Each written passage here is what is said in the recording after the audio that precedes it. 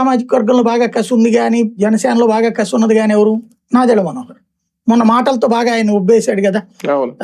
లింగమనేని ఆయన ఇద్దరు కూడా మనకి ఫస్ట్ నుంచి ఉన్నారు, కాపులే పారిపోయారు, కాపు నాయకులు. అది ఇంకా అసంతృప్తి పెరిగింది. ఇవాళ ఈ కమిటీ చూస్తే ఇందులో నాదెళ్ల లేడు చూడండి. లింగమనేని పెట్టారు కమిటీలో మెంబర్ గా, వన్ ఆఫ్ ద మెంబర్ గా, లీడ్ కాదు. లీడ్ ఎవరికి ఇవ్వాల? లీడ్ ని ఫస్ట్ పేరు ఆయన తీసుకొచ్చారు, బొలిశెట్టి.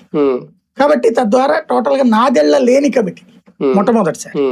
ఆ ఆస్పెక్ట్ లో కూడా ఒక సంకేతం, నేను ఇదిగో మీ అందరి యొక్క ఆకాంక్షలకు అనుగుణంగా పనిచేస్తున్నానని చెప్పడం. కానీ ఈ మొక్క మన రాజమండ్రి మీటింగ్ లో చెప్పారు, మీరు అబ్జర్వ్ చేస్తారు. రోజు నాదెళ్ల మనోహర్ గారి నుంచి మాట్లాడుతూ, మీరు ఫిర్యాదులు చేస్తారు, ఏ కమిటీలో ఎవరిని ఉంచాలో ఎవరిని వేయాలి అది మా ఇష్టం, నేను చూసుకుంటాను, మీకు నచ్చిన వాళ్ళే కమిటీలో ఉండరు, ఎవరిని వేయాలనేది నా డెసిషన్ చాలా క్లియర్ గా చెప్పారు ఆయన.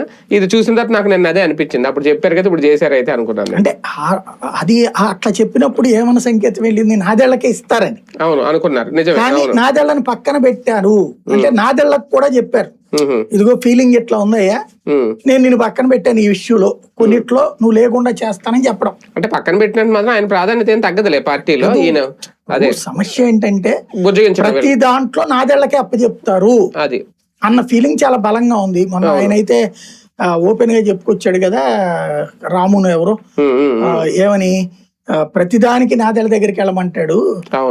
ఈవెన్ లక్ష్మీనారాయణ గారు వీళ్ళందరూ వెళ్ళిపోయింది కూడా నాదెళ్లని దృష్టిలో పెట్టుకున్నాను కదా చెప్పుకొచ్చింది. ఇప్పుడు ఆ ప్రయారిటీ వైపుకి, అంటే ఆ లోపాన్ని సెటరేట్ చేసి అడుగేసినట్టు కనబడుతుంది వాడి కమిటీని చూస్తుంటే. సరే, ఇక్కడ ఇంకొకటి ఓవరాల్ గా మీటింగ్